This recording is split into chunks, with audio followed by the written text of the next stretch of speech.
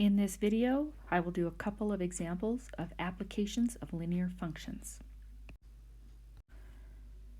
For our first example, we have the revenue from display fireworks in the United States increased from $141 million in 1998 and $320 million in 2012. Find the average rate of change, rounded to the nearest hundredth, in revenue from fireworks from 1998 to 2012.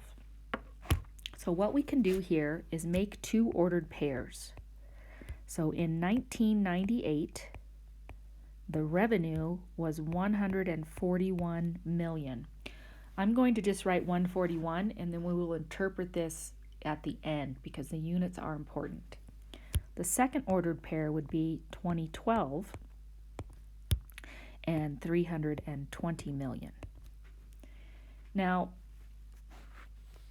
keep in mind that the reason I put the year first is the year determines the revenue. It's not the revenue that determines the year. So the revenue depends on the year, so it's the dependent variable or the y value. So what we're going to do here is find the slope. Average rate of change is the slope. So we're going to do 320 minus 141 over 2012 minus 1998. That's going to give us 179 over 14. And if we actually divide that, we get 12.78. Now it did say round to the nearest hundredth. That's two decimal places, so I'm going to do 12.79. And I'm going to put that over 1. So this is millions of dollars, and this is the change in the years. So it's saying every year the revenue has increased approximately 12.79 millions of dollars. So I just wanted to make a note here that we could let 1998 be year 0, and we could let 2012 be year 14, because it's 14 years from 1998. In that case, our slope would have been 320 minus 141 and 14 minus 0. And our results are the same. It's just that sometimes it's easier to work with these smaller numbers rather than these larger numbers for years. And you'll see that in an additional example in a moment. For our second example, we have Superior Cable Television charges $94 installation fee and $125 per month for their star plan. Write an equation that can be used to determine the total cost, C of t, for t months of the star plan. So we have a couple of things here. We have fixed costs. Our fixed costs are $94, just a setup fee, one time. And then it's going to be $125 per month. That's dollars per month. This is a rate, and it's actually going to be our slope.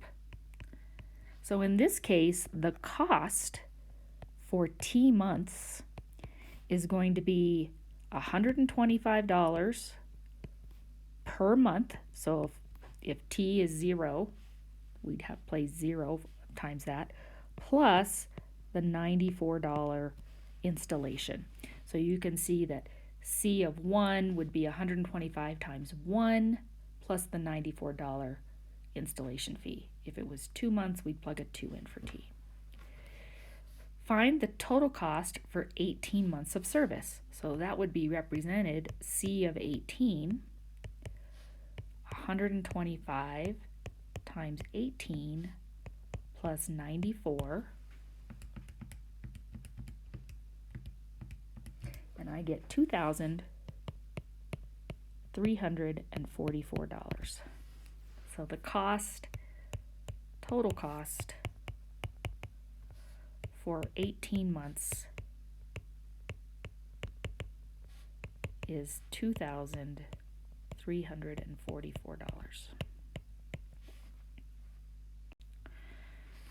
So I've written another example here. This is very similar to the first part, or the first part is very similar to the first example. We have a company that sells donuts.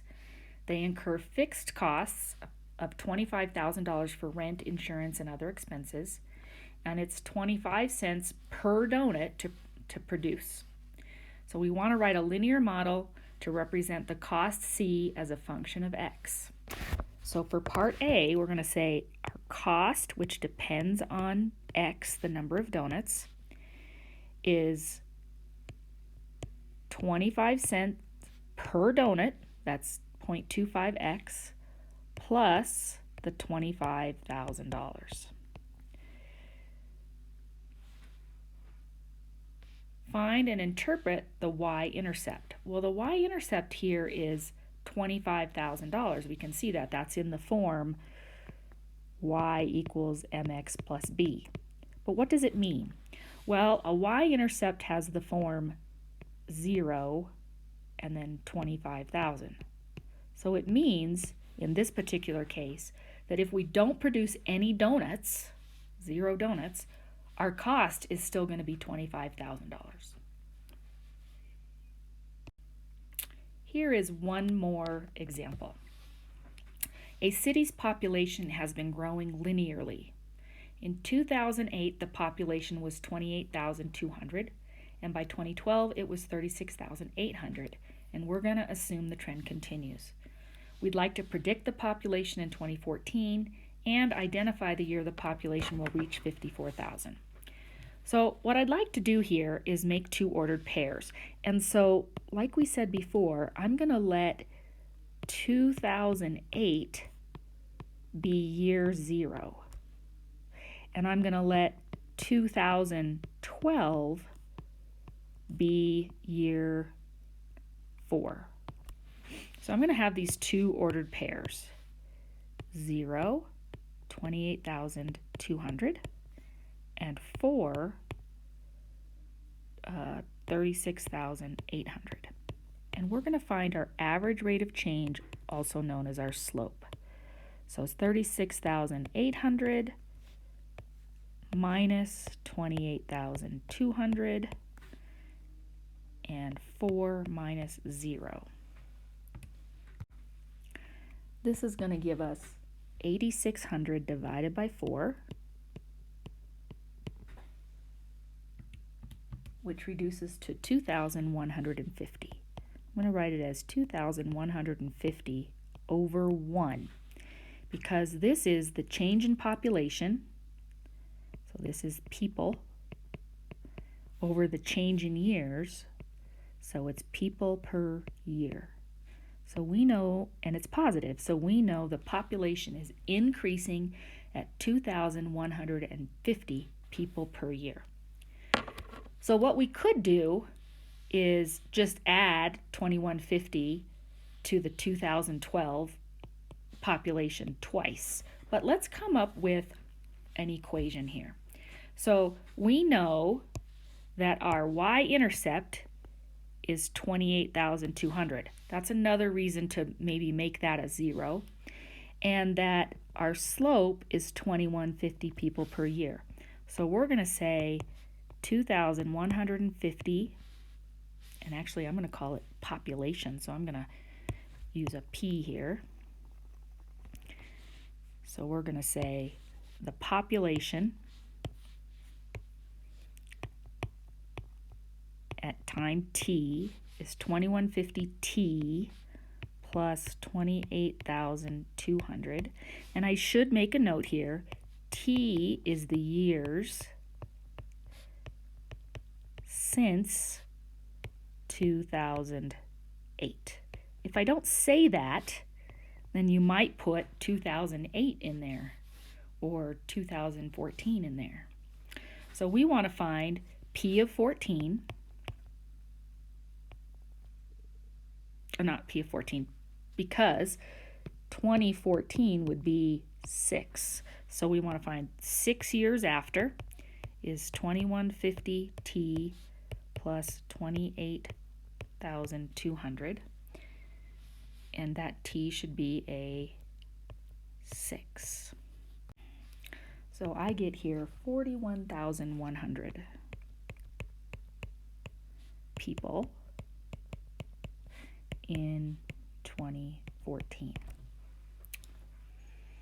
The second question here is identify the year the population will reach 54,000. So if we put 54,000 in for our P of T, 2150T plus 28,200, we can solve. So I'm going to subtract 28,200, 25,800 equals 2150T. So I will divide by 2150 and I'll get T equals 12. Now I have to remember that's 12 years from 2008. So in 2020, the population will be 54,000. So we always want to make sure that we're answering in a sentence. That concludes this video. Thank you.